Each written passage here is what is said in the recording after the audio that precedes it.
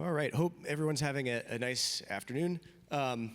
I'm Zack Shapiro. I'm the head of policy at the Bitcoin Policy Institute, and I am incredibly excited for this panel to talk about my favorite regulatory topic with, I really do think, two of the best people in the world to discuss this with.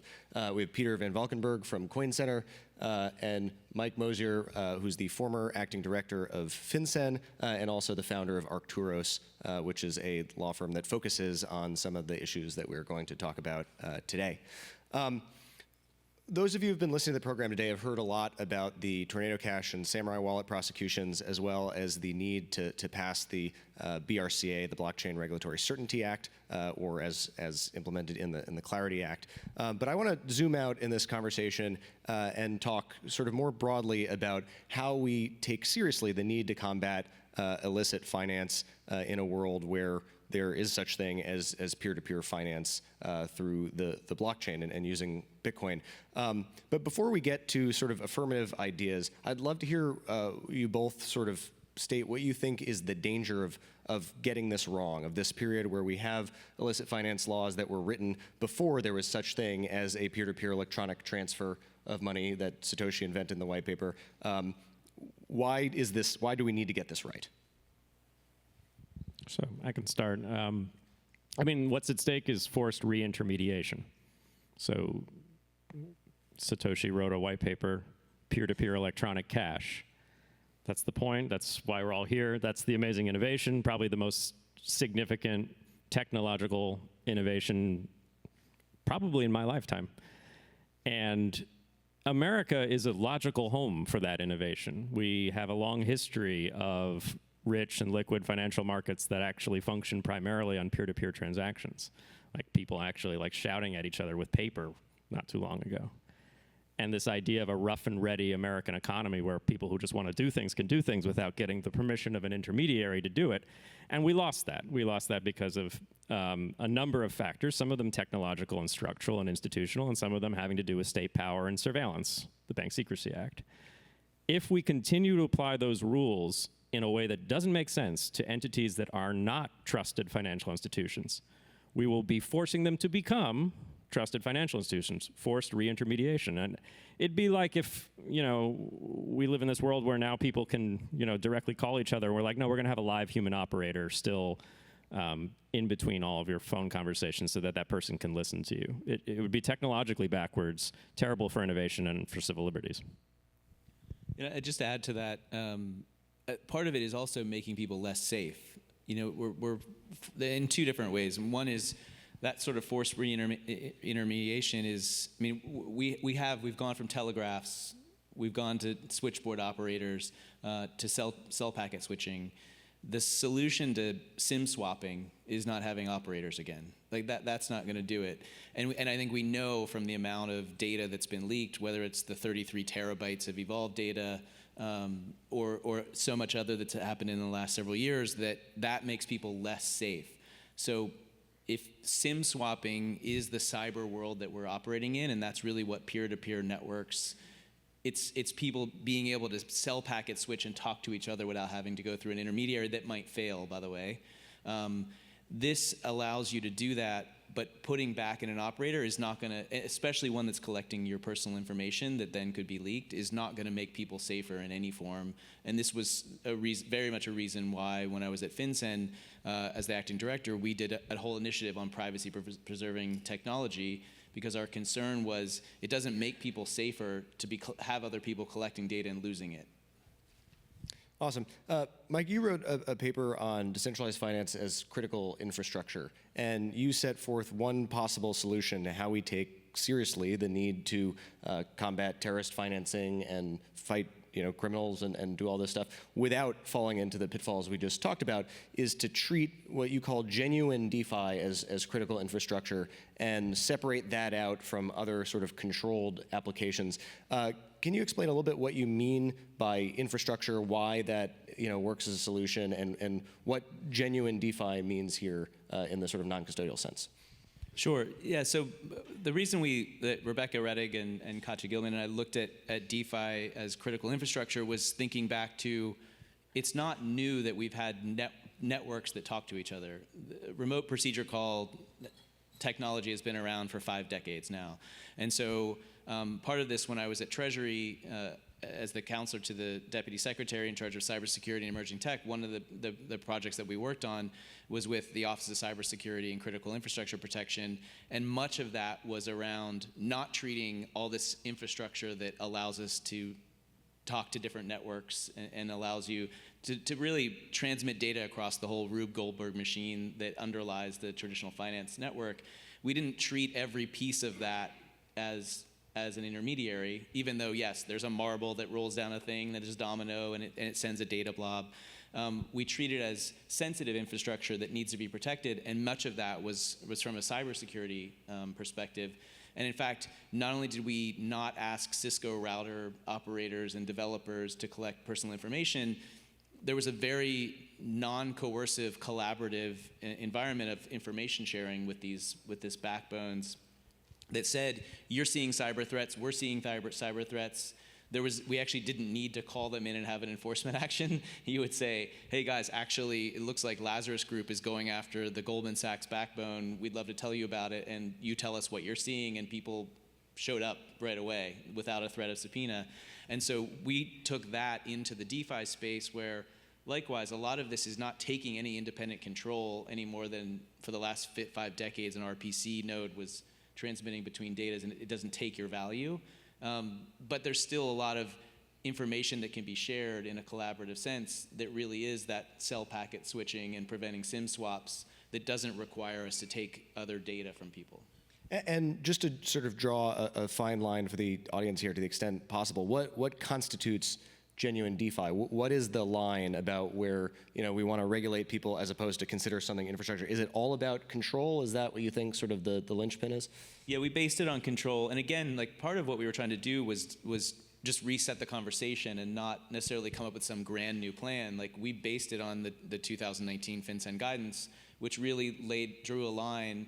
Well, I should say a facts and circumstances test, but principles-based approach that was based on total independent control. So AWS underpins a lot of traditional finance and DeFi, and if it goes down, a lot of transactions won't happen. It doesn't mean that Jeff Bezos is Jamie Dimon, but yes, it's infrastructure that's important. And so we drew that line of, yes, there might be some element of control, but like we said with self-hosted wallets and multi-sig wallets and anonymizing software, by the way, that if it's a trade and it's a tool that's for delivery and communications, that is not total independent control. But yes, if there's a point where there's a custodial or control aspect that you can initiate or redirect without someone's permission, then yes, you're probably doing more than just being infrastructure, which, by the way, there's all sorts of legal liability that comes in with that. So put differently, it's the difference between something that is just sitting there as infrastructure and an actual service that someone's providing. Peter, there's another sort of part of this question. There are things both in the Bitcoin space. I'm thinking about federated eCashments and side chains and ARCs and stuff like that. And then more broadly in the crypto space, things like roll-up sequencers, where control is part of the question, but the other part of the question is who we conceive as the entity that could be regulated. So if you think about a side chain, collectively, the federated side chain maybe does have custody or control of funds that are being locked up, right, if you move Bitcoin onto Liquid. But at some level of scale, maybe we don't cognize the individual participants there as money. How do you think about, other than control, the decentralization question? Yeah, I think we focus too much on decentralization, actually. I think that might have been a valuable road to go down to think about where we draw lines in securities laws, for example. But in the anti-money laundering context, it's really about activities. What is the activity you're engaged in? Now, even if you're part of a scheme to manage something like a side chain, or you're part of a roll-up, or you're part of something similar that has quasi-centralized qualities, now maybe it's a DAO that exercises the control, or maybe it's a handful in a multi-sig and a security council, you still do not have day-to-day, moment-to-moment control over any user funds, if it's properly specified. Now, there's other projects that are just garbage where you do and just don't touch that stuff. That stuff should be regulated as a money transmitter. But if you have only sort of emergency blocking ability or other sort of critical infrastructure like powers, That doesn't make you a financial institution. The thing I always point to say that this is not crypto asking for special pleading, because I actually don't believe crypto should get special treatment in the US. We just want to be treated like other infrastructure in the financial system. The thing I always point to is the SWIFT network. The SWIFT network settles trillions in dollars every day. Well, not every day, but like over a year. Takes them like 3 days to do it. But Yeah. But like most money in between banks is moving through the SWIFT network or similar systems, and we don't treat them as BSA obligated. We don't treat them as financial institutions, and the reason for that is because we know if we subjected them to that kind of granular transaction by transaction control, then the global financial system would grind to a halt. Now, is SWIFT decentralized? No. There's a group in Brussels that decides who the member banks are and can kick banks off. They could even actually probably granularly adjust every transaction if they really wanted to try. They'll probably say they can't. But so this isn't about being decentralized. This is about what you do in the world. Are you an infrastructure provider connecting financial institutions and customers? Or are you actually a financial institution that's trusted, is acting as an agent for the customers? We only do the kind of surveillance and control under the BSA that we do for those who are acting as agents of customers. And is that a way to pick out the you that we're talking about here with the federation, that maybe if we look just functionally, a group is performing some service that looks like actual financial services, we can maybe look at the group as a whole, but if that's not what's going on, right, just functionally, this is more of a, like, infrastructure federation. So you would do a function-based test. I want to know if it's actually you have an agency-like relationship with your user. If you are acting on their interests with their best interests in mind, if you're deputized to do that by the user, you have a common law agency relationship, now you start to look like a financial agency as it's defined in the Bank Secrecy Act and in the common law, and it makes sense to apply certain information collection or other controls to you. If you don't, then you're not. And collecting information from that person who isn't actually in privity with the user of their services, who owes that user no duties, is actually just spying on someone who's a stranger to you, or forcing that person to spy on someone who's a stranger to them, because they have otherwise no obligation to protect that person's interests. So that's just fundamentally anti-American, and I think would violate the user's Fourth Amendment rights in that context. They didn't voluntarily hand their information over to that infrastructure provider just as a condition of using that infrastructure, and to make the infrastructure provider then surveil them is anti-American. Cool. We just got a couple minutes left, but I want to turn to, if we're moving beyond the Bank Secrecy Act and we're thinking creatively about what technological solutions there might be out there that allow us to make sure that we combat illicit finance, but at the same time maximally preserve privacy and avoid situations like we saw with the Coinbase data hack recently. What are the most promising technologies out there, and what kind of ideas for projects should we look for? I mean, I think there's incredible, and there's folks in the room actually who've been part of building a lot of this. The ability to use zero knowledge proofs, to use threshold proofs, exclusion proofs, and I think really importantly, even though many of these concepts have been around from a cryptographic perspective for years, we now have supercomputers in our pockets that actually can allow you to go to a grocery store, and at this transaction speed, Peter can verify that he's over 21, which is all that they really need to know. They don't need to know the home that he lives in just so he can buy a beer. And so I think that a lot of that technology is very much alive right now and usable. Yeah, the only thing I'd add is, there've been a long history of people saying that, well, the blockchain will fix this problem. The blockchain will fix this problem, and most of it's not true. Like, blockchains are mostly just good for peer-to-peer electronic cash. But they're probably good for at least one other thing, which is if you think of it as a technology to allow people to peer-to-peer share things like a dollar bill, well, what else do you keep in your wallet apart from dollar bills? You keep a driver's license. So digital ID is a sensible thing to be built on a blockchain in the sense that you don't really want Apple or Google or the US government playing the role of organizing and controlling that credential system. But this is also a really scary conversation, because Representative Warren Davidson was just up here saying that digital ID is like the One Ring. You build it wrong, and you've created far too much power. You've created a registry of everything that your citizens in your country are doing, and you hope that it doesn't get misused, as it's, for example, being misused in China.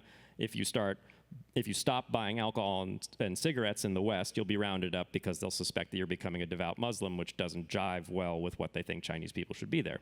Like that's actually what they're doing. So if we're going to build digital ID systems, we need to be extraordinarily careful about how we build them. I think open blockchains have a role to play because they're the only system where we don't have to have as much concerns about a single person having power over that network. But even in that context, we need to be very careful to implement the right cryptography, zero-knowledge proofs, and other controls so that we don't create a surveillance state. All right, we're more or less out of time, but do we think there is a path to doing this right, to threading that needle? I think there's a path. I mean, I think this is probably the moment. There's been enough high-profile hacks where people have been victimized, and I think we have an opportunity, including with the members of Congress that have been here today on both sides of the aisle, to look at.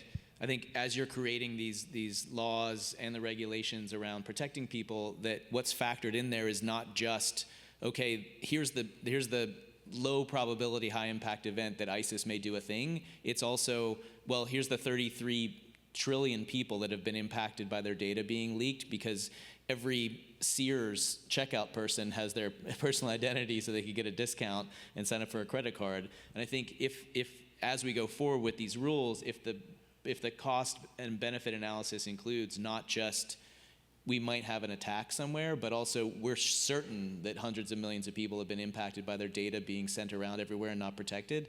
I think that gives us a path to do it because the technology is really there in a way that wasn't there before at transaction speed. Awesome. Well, thank you both so much, and thank you all for attending and listening. Thanks, Zach. Thanks.